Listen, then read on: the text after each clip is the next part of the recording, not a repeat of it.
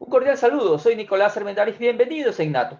Me acompaña Patricio Uvidia, candidato asambleísta por las parroquias rurales de Pichincha por Avanza Lista 8, a quien le doy la bienvenida. Hola Nicolás, qué gusto saludarte y a toda la ciudadanía que nos mira y escucha. Bueno, según el artículo 21 de la Ley Orgánica de la Función Legislativa, existen 12 comisiones especializadas permanentes y ocasionales.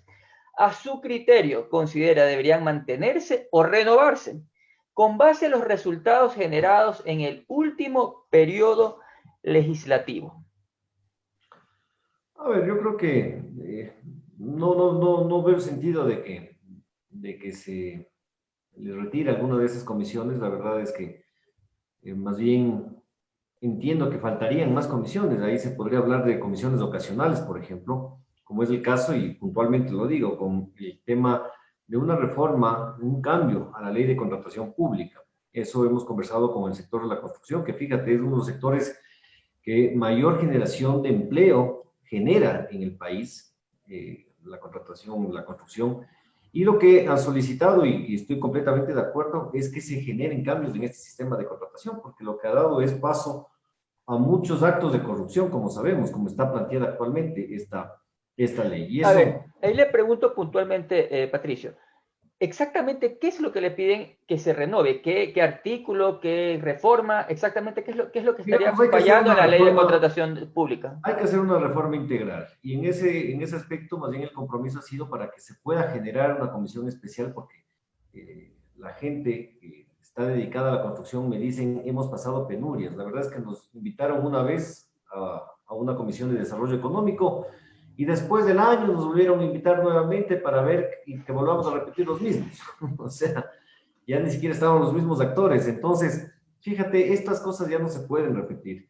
Y por eso yo creo más en estas comisiones ocasionales que se puedan plantear y que se dé seguimiento hasta que se pueda culminar, hasta que se llegue todos los procesos del legislativo, obviamente que pase por la comisión, que pase por el primer debate, luego que regrese a la comisión y luego pase al segundo debate. Entonces, que pase todos los órdenes legislativos, pero que se culmine. Entonces, veo que es fundamental que estas comisiones ocasionales trabajen de esa manera y no así como se ha venido dando en la Asamblea, como este ejemplo que te pongo, que en muchos casos debe ser lo mismo, ¿no? Me imagino que les convocan, les invitan, son invitados especiales una vez y después del siguiente año les vuelven a invitar. Eso ya no se puede dar. Entonces, más bien considero que es importante que se pueda trabajar en estos aspectos hasta que se culminen los proyectos de ley. En mi caso particular, Patricio Uvidia, como representante de la lista 8, tengo 8 proyectos de ley listos para presentar desde el primer momento. Para Antes de, empezar, antes, antes de pasar a eso, yo quiero hacer un paréntesis ahí, Patricio. Justamente entraba inicialmente con esta pregunta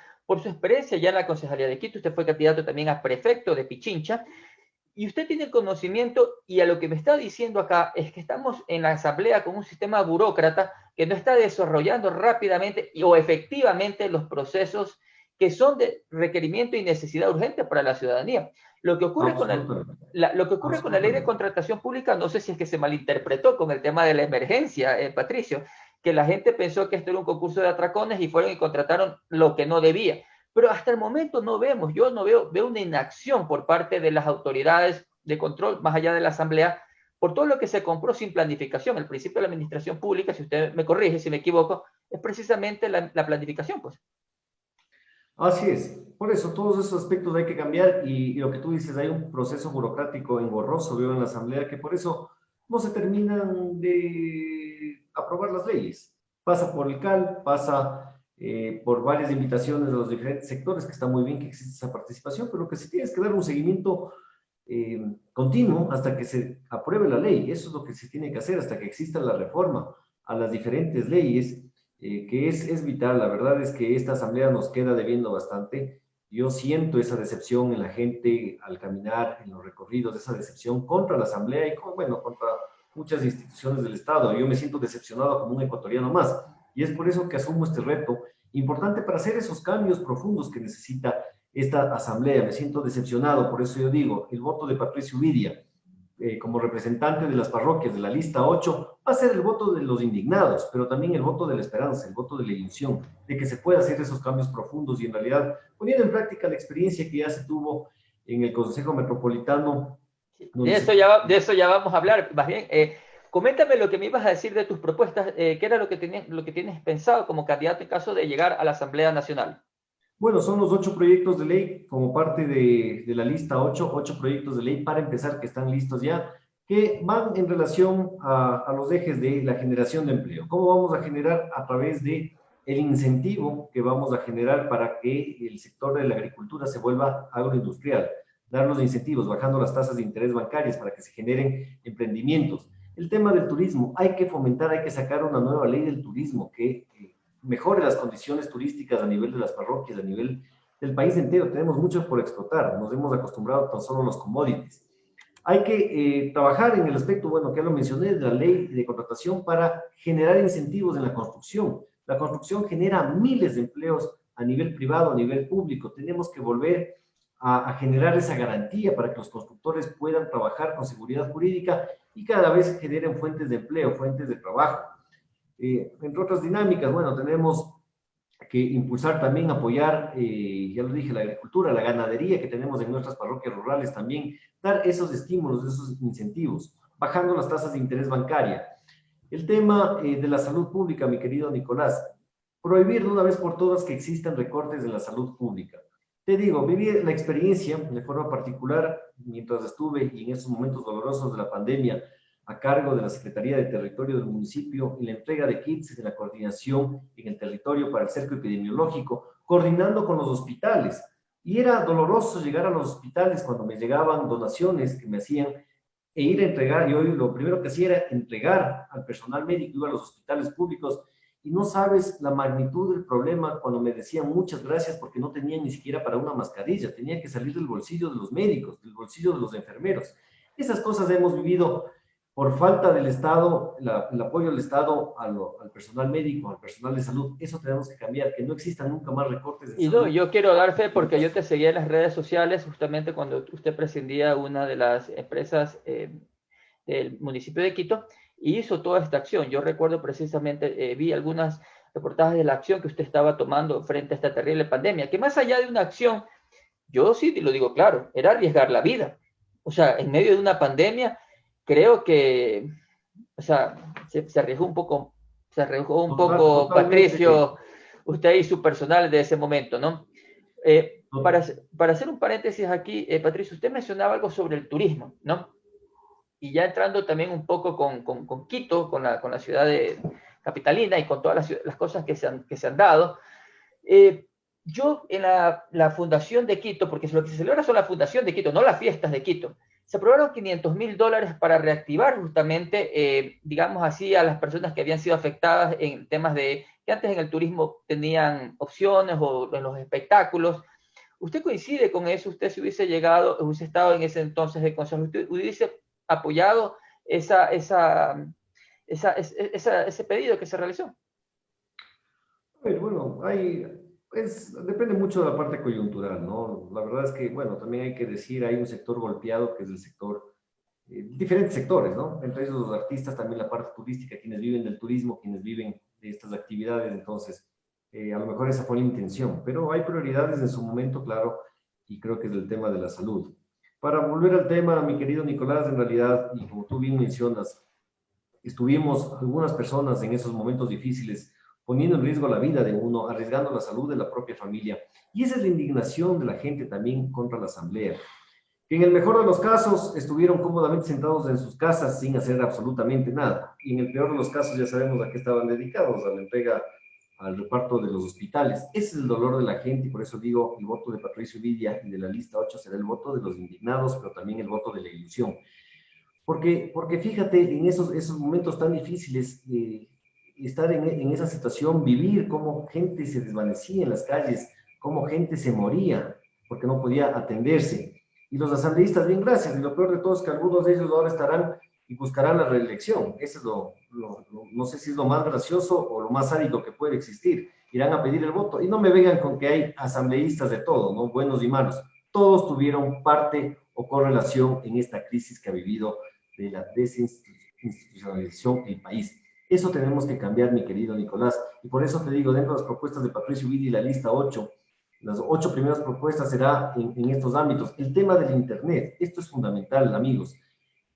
Lo he vivido también, tengo el honor de ser docente universitario y veo las dificultades para la conexión de muchos de los estudiantes. Esas imágenes dolorosas, chicos, colgados en los árboles para buscar la señal, son reales. Eso pasa en muchas partes de nuestro país. Por eso propongo, desde el primer momento, que el Internet sea declarado como un servicio básico, que sea gratuito y que sea universal, que llegue a todos los hogares del Ecuador, a todas las familias, que tengamos conexiones con la mejor tecnología, que todo el mundo se pueda conectar en las mejores condiciones. Ahora vivimos este mundo, fíjate.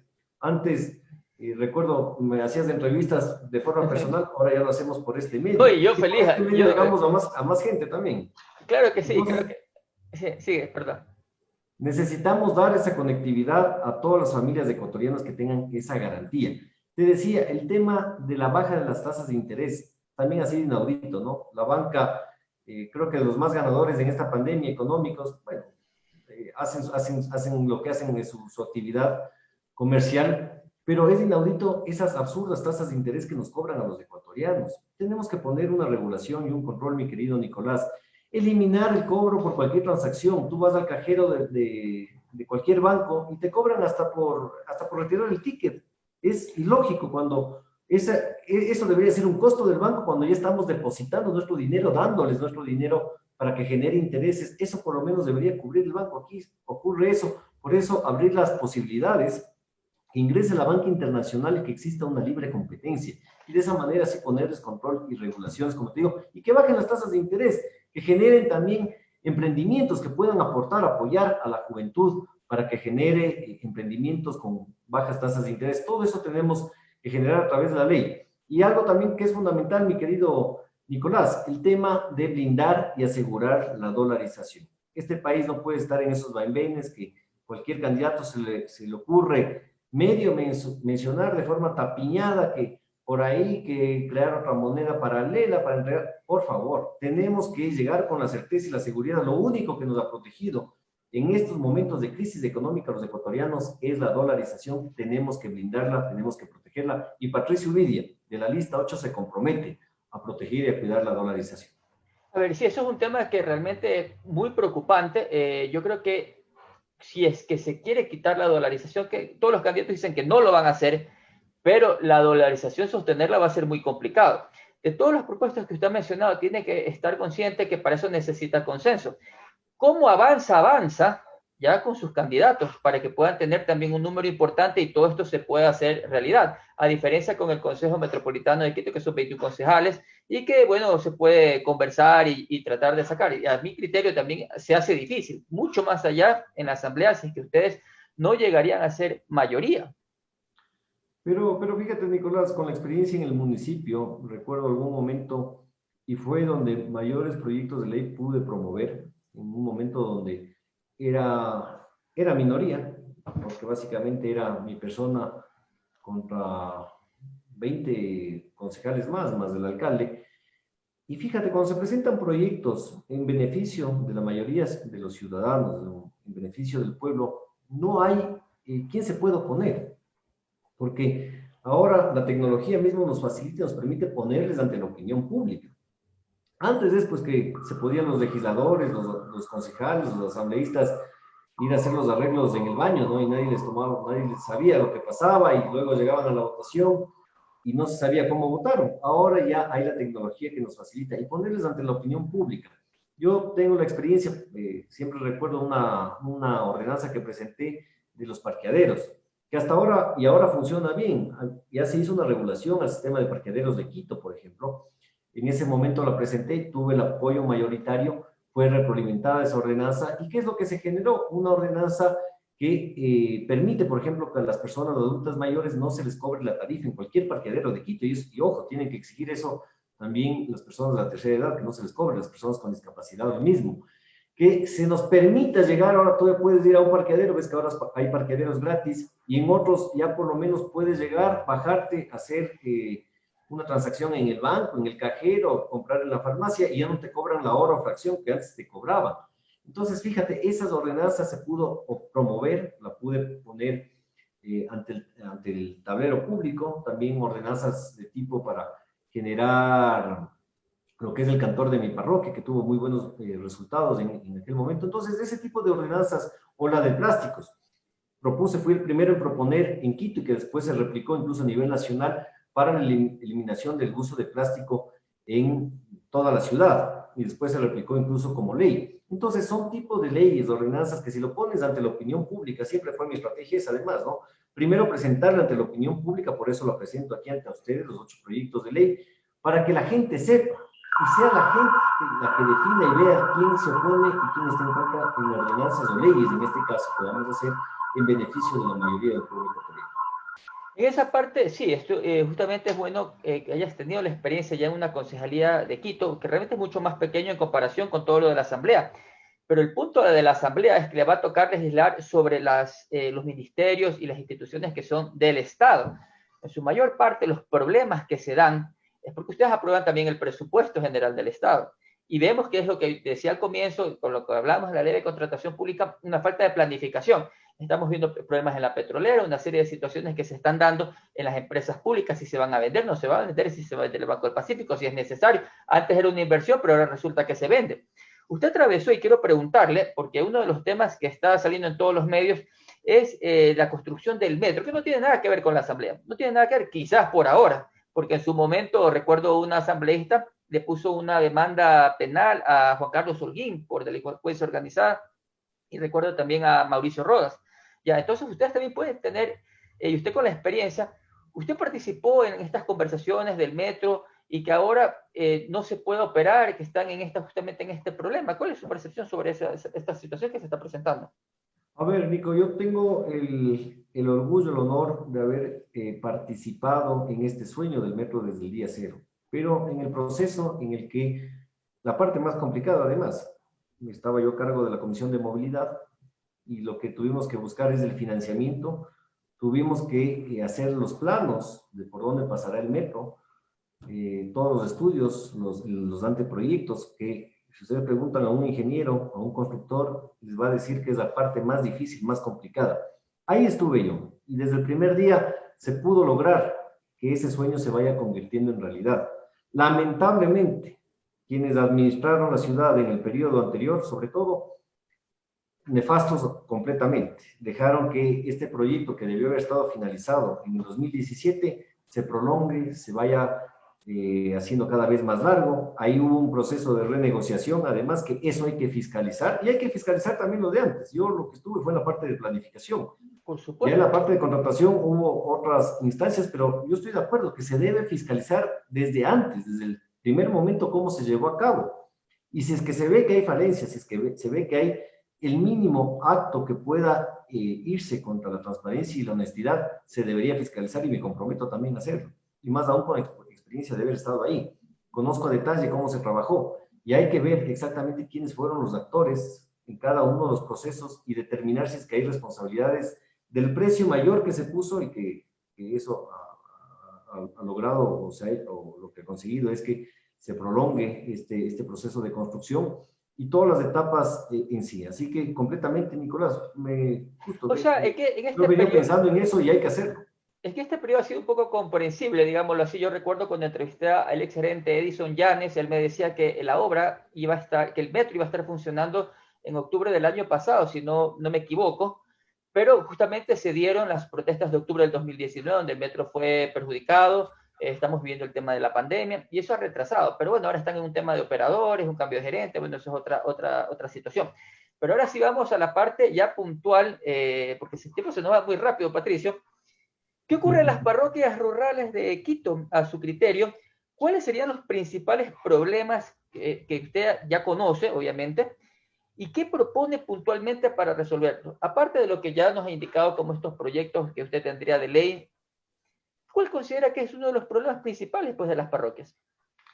Bueno, de lo que he mencionado, ¿no? El Internet, la salud, el tema de la seguridad, hay que hacer una reforma al Código Orgánico Integral Penal para La que delincuencia, por si acaso, la ¿usted cree delincuencia que también, la claro, delincuencia se ha hay que endurecer incrementado? las penas. Alguien me decía, y es verdad, las leyes son muy benévolas para los delincuentes, roban, matan y a los 2 días salen. Alguien me decía, ¿y qué esperabas? Pues la ley fue hecha por delincuentes, y así parece. Ahora estoy dando la razón. Tenemos que cambiar esa ley, tenemos que ser más rígidos, más duros. más Meterían mano en estricto. el Código Integral Penal para hablarlo directamente. Yo aquí hace poco entrevisté a 2 generales de la policía de altos rangos y me dicen, ¿sabes qué? Nosotros no sabemos cómo actuar en un asalto, no sabemos si disparar o no disparar, porque si disparamos después nos vamos presos. Van a tratar el Código Orgánico Integral Penal para de una vez terminar con estos problemas de delincuencia. Totalmente, y hay que ser duros y estrictos con quienes cometen actos delictivos y a la ciudadanía de bien, a la gente de bien proteger.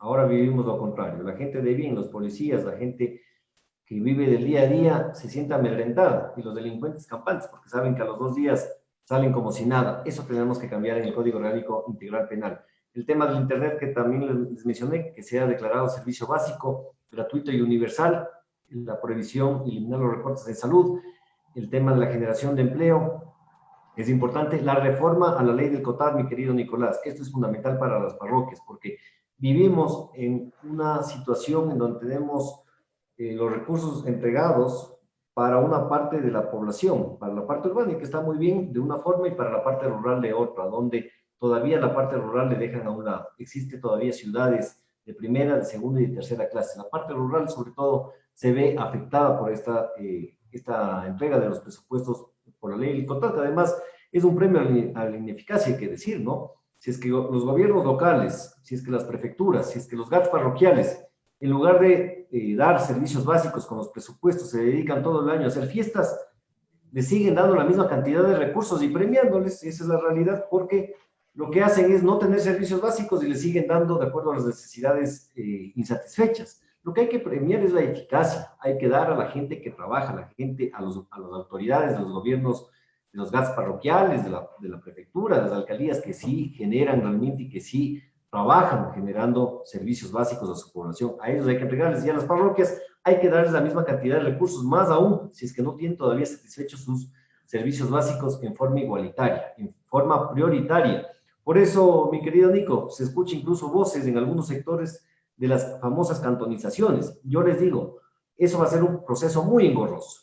Habría que analizarlo, pero va a ser un proceso muy engorroso que puede generar más problemas. Lo que hay que trabajar es en esta reforma COTAD para que los recursos vayan en cantidades iguales, como va la zona urbana, también a nuestras parroquias.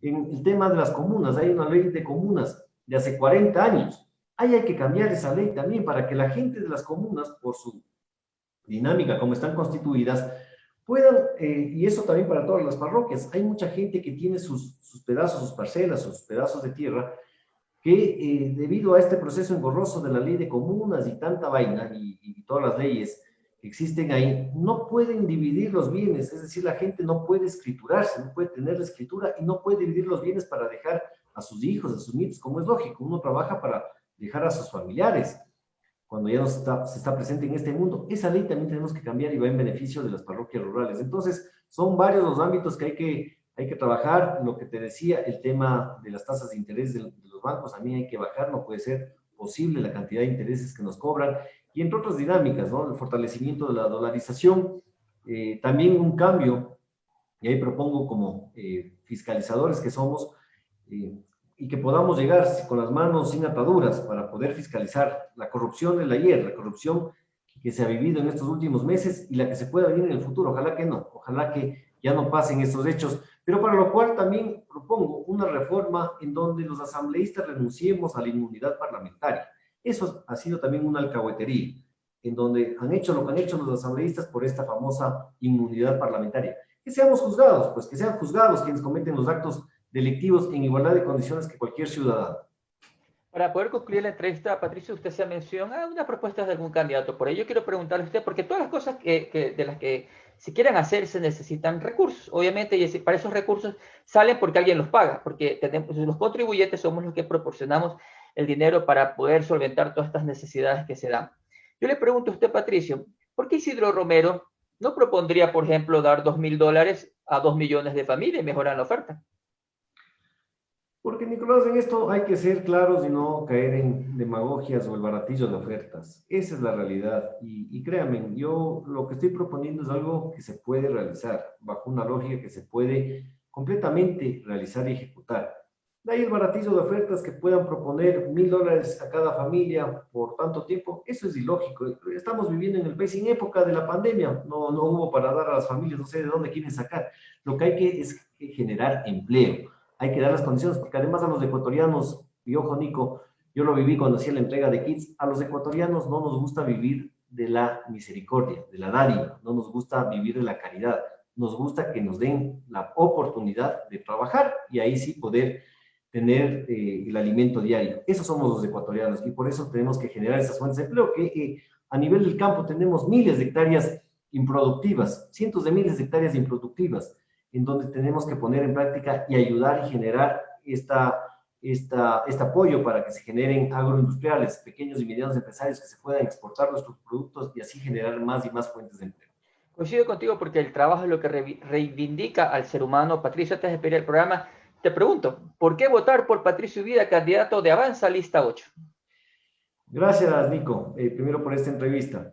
La Las órdenes. invitación, primero porque, como les digo, necesitamos una asamblea. Fíjate, a mí la gente que me quiere y la gente que me aprecia me dice, pues estás loco, te metiste cuando tu ámbito ha sido local, has hecho una buena labor ahí. ¿Qué te metes a una asamblea en donde siempre ha tenido desprestigio y ahora más? Le digo, porque ahí está el reto y hay que trabajar. Y además porque quienes hemos sido funcionarios honestos, quienes tenemos una trayectoria limpia, que nadie nos puede tachar en este tiempo. Y fíjate, a pesar de haber estado en procesos importantísimos de construcción de importantes vías, como la Ruta Viva, la prolongación de Simón Bolívar, el propio metro, la regularización de taxis, nadie le puede tachar a Patricio Ubida. Yo llego con las manos absolutamente limpias, sin atadura de manos, para poder fiscalizar a los corruptos. Podemos llegar a hacer eso. Y segundo, porque también creo que el país ya no necesita, o lo que le ha hecho tanto daño es la improvisación. Han llegado muchas personas sin la capacidad académica incluso, sin el conocimiento, llegan para otras actividades, para una persona que va a buscar empleo,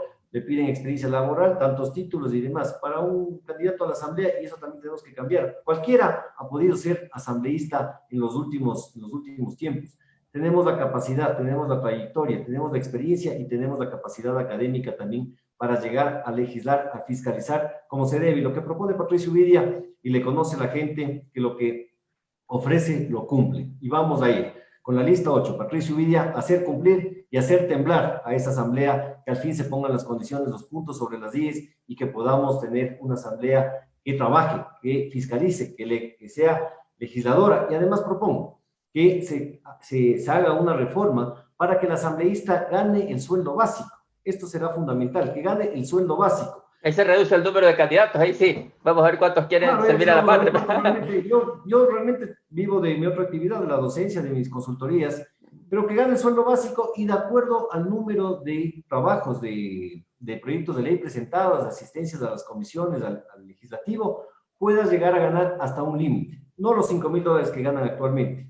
Mucho menos. No solo proyectos de ley que sean presentados, sino que sean aprobados, porque yo puedo presentar 50.000 proyectos para completar el sueldo básico. Claro. Que se empiece por el sueldo básico y ahí vamos a ver exactamente cuántos van a trabajar, quienes realmente lo hacen por una actividad patriótica o quienes ha sido tan solo el interés de ir a figuretear del pantallazo y de enriquecerse y llenarse los bolsillos. Muchas gracias, Patricio, por acompañarme aquí en este espacio ciudadano y ustedes, queridos ciudadanos, gracias por seguirme a través de las redes sociales. Nos vemos en una próxima edición. Muchas gracias. Gracias.